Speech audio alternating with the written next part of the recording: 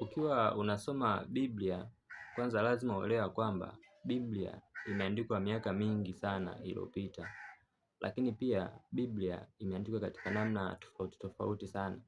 Biblia imeandikwa katika namna ya mifano, misali, mafumbo na kadhalika.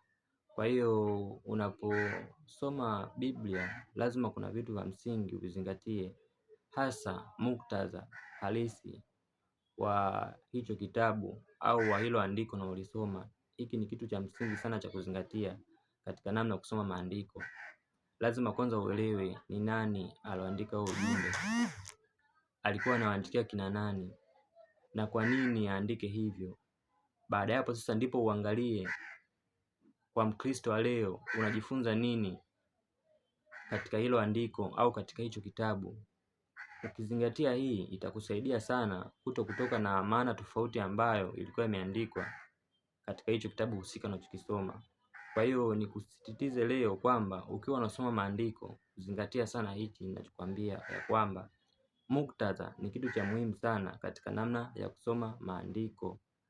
Hii itakusaidia kutoka na maana sahihi ambayo ilikuwa imeandikwa katika Biblia.